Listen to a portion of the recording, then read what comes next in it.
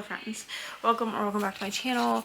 I am Neva, this is Reading with Neva, and today we are going to be talking about my 2025 reading goals. Yeah, my 2025 goals. And I have actually had to film this twice. This is the second time that I'm filming it, so hopefully it goes a little bit better this time. So last year I had a lot of pretty big goals for my channel and for reading, and then we ended up moving in the middle of the year. Not even quite the middle of the year, but the beginning of the year. We moved in March, and it kind of got hard to keep up with those goals. So the only goal that I know 100% that I completed last year was reading 100 books in the year. And then about halfway through the year, I upped my goal from 100 to 120, and I did end up making that. I've read, at the time of filming this, about 126 books. So this is the most books I have ever read in an entire year since 2020, and since starting my channel for sure. So this year is all about kind of slowing down. I do still have pretty big goals for things like I would love to hit 1,000 friends on YouTube and things like that, but that's not really what these goals are focused on. Those are goals that are kind of in the back of my mind, but if they don't happen this year, that is okay too.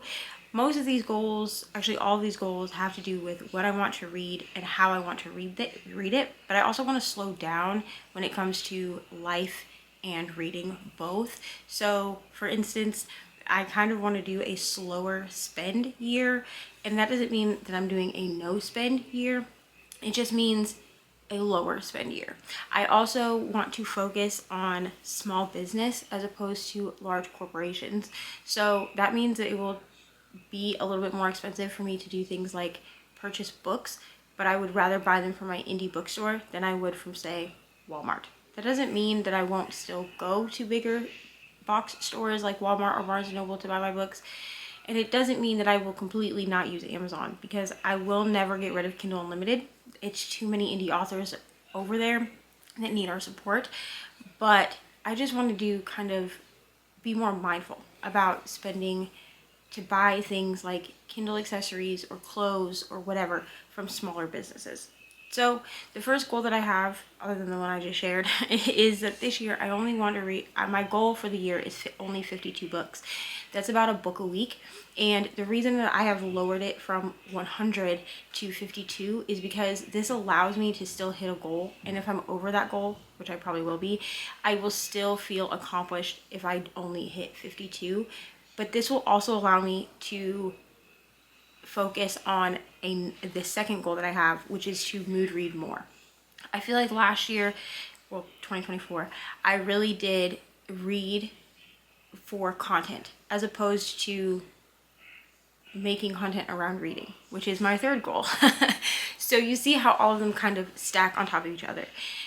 In 2024, I was reading a lot of books that were specifically for content, specifically for videos. Now, I do have a few video projects that are very focused and they are themed. So my Reading My Friend's Favorite Books project is coming back, or is still going on.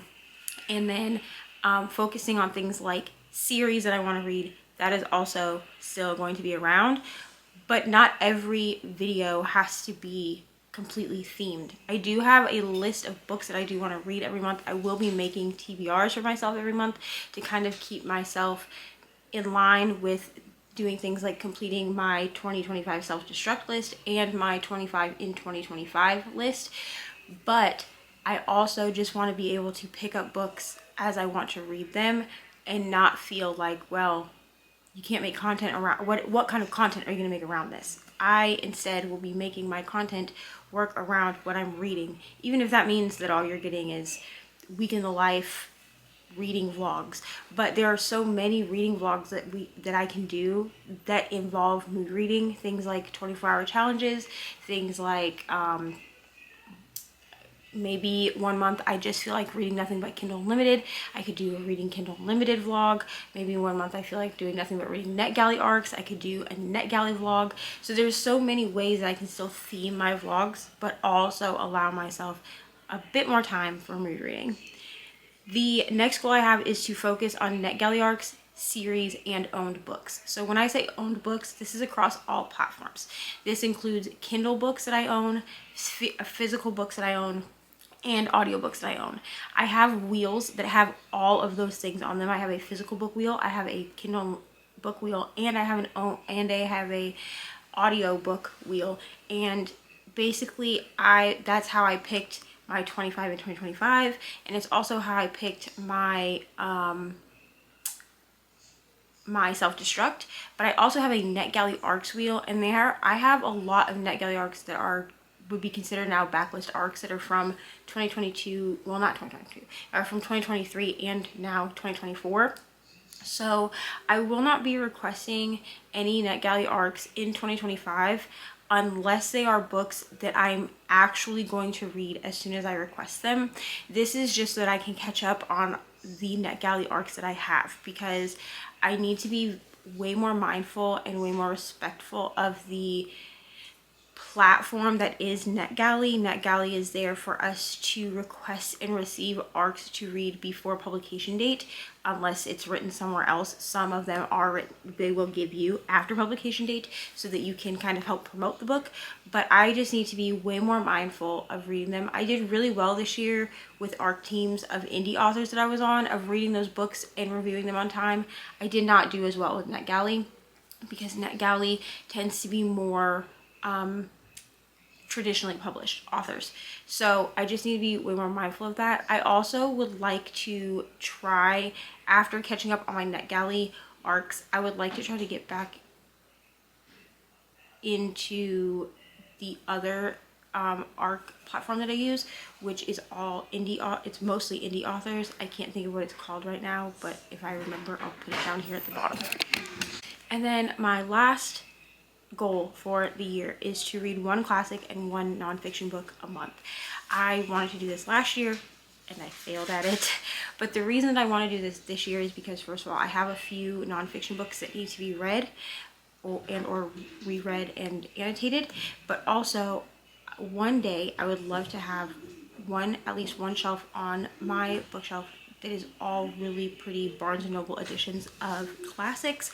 And I feel like in order to do that, I need to find the classics that I actually like to read. So those are all of my goals for 2025, outside of things like I do want to try to upload at least 2 videos a week for YouTube, and I would like to get up to 1,000 friends on this platform as well. But other than that, that is all my goals. Let me know down below what your goals are for 2025, if you're trying to slow down, or maybe you've upped your reading goal because you did so well this year. But let me know down below, and I'll see you in the next one. Bye.